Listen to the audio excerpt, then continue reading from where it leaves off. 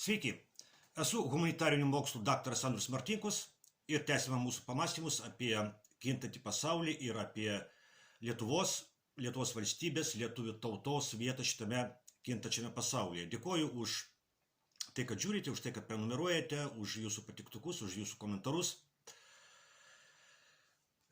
Mano rankose leidinys, kurį išleido Lietuvos valdžia, konkrečiai Krašto apsaugos ministerija, ir kurio pavadinimas, kaip matote, yra toks: jei krizė arba karas, kaip elgtis. Šitas leidinys, aišku, yra ir internete. Jis išleistas 5 kalbomis – lietuvių, anglų, rusų, lenkų ir ukrainiečių. Po pavadinimo viršelyje parašyta, kad tai yra informacinis leidinys, skirtas visiems Lietuvos gyventojams. Parašyta, kad tai yra jau 4. pakartotinis leidimas. Pirmasis leidimas buvo 2024 metais, tai yra jau prieš 2 metus. O leidinio tiražas, šito leidinio tiražas, kurį aš jums dabar rodau, šito leidinio tiražas yra 400 000 egzempliorių. Nežinau, kokie buvo ankstesnių leidinių tiražai, bet manau, kad irgi labai įspūdingi. 400 000 egzempliorių. Kiek man žinoma, tai yra didžiausias tiražas per visą Lietuvos istoriją. Arčiausiai prie jo priartėja komunistinio leidinio laikraščio Tiesa tiražas. 1987 metais, tai yra einant į pabaigą sovietmečiui, laikraščio Tiesa tiražas siekia 311 000 egzempliorių. Tai, kad didžiausias tiražas per visą Lietuvos istoriją priklauso leidiniui informuojančiam, kaip elgtis kilus karui, parodo, kokia svarbi karo tema yra dabartiniai Lietuvos valdžiai. Leidinys prasideda propagandiniais teiginiais apie tai, kaip gera gyventi Lietuvoje. Pacituosiu. Lietuva gyvena vieną ilgiausių laisvės ir ekonominio pakilimo periodų per visą savo istoriją. Sukūrėme saugią ir stabilią visuomenę. Esame stipri valstybė, priklausome galingiausioms pasaulio sąjungoms. Tačiau, kaip parodė mūsų ilga istorija ir dabartiniai įvykiai pasaulyje, saugumą ir nepriklausomybę reikia nuolat ginti ir stiprinti. Citatos pabaiga. Tai aišku propaganda. O tiesa yra tai, kad lietuvių tauta yra viena iš greičiausiai pasaulyje nykstančių tautų tarp tų tautų, kurios turi savo valstybės.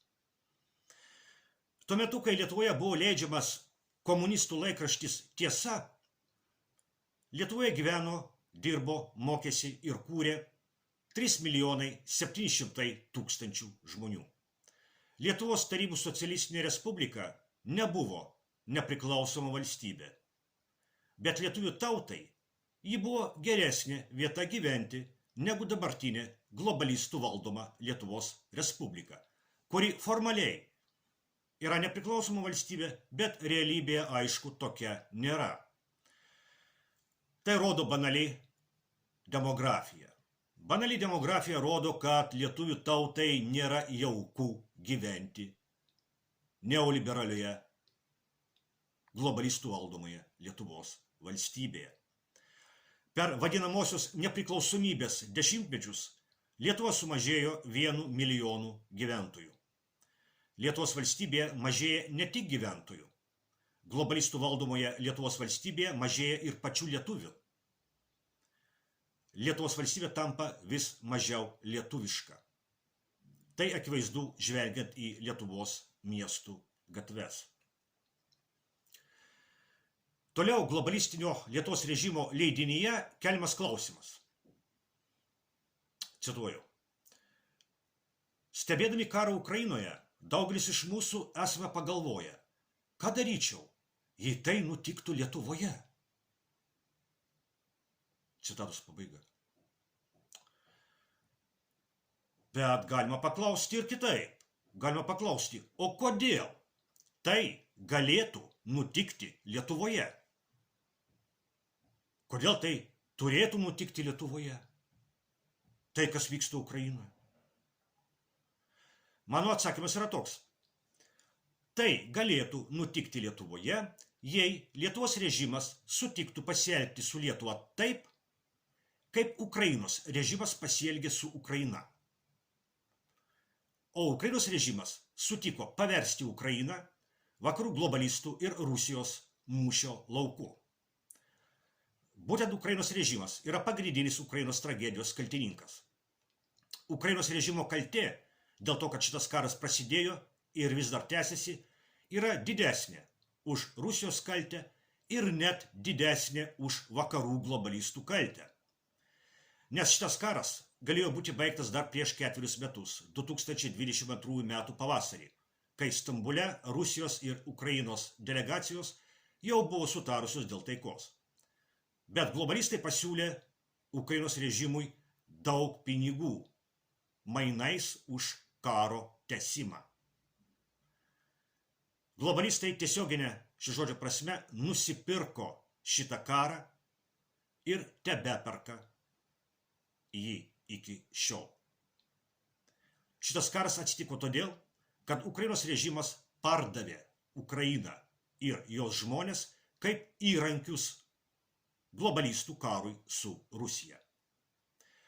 Ir čia kila klausimas, ar Lietuvos režimas gali taip pasielgti su Lietuva? Ar globalistai gali nusipirkti Lietuvą tam, kad Lietuvoje pratęstų Ukrainos karą? O gal jau nusipirko? Gal tai, kad Lietuvos režimas šalia Lietuvos vėliavų kabina Ukrainos vėliavas? Gal tai rodo Lietuvos režimo sutikimą atidaryti Lietuvoje naują frontą globalistų kare su Rusija? Lietuvos globalistinio režimo propaganda nuolat kalba apie Rusijos grėsmę. Bet Baltijos jūroje Rusija yra gana pažeidžiama. Baltijos jūra yra apsupta NATO valstybių, kurių valdžioje yra rusofobiniai globalistiniai režimai. Baltijos jūroje globalistų pozicijos yra stipresnės negu Rusijos. Todėl būtent globalistų karo partija, o ne Rusija, yra daugiau suinteresuota karo išplėtimu į Baltijos jūrą.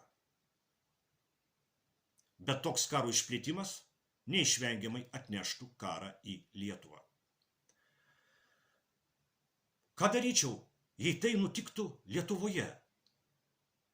Klausiama Lietuvos valdžios išleistame leidinyje.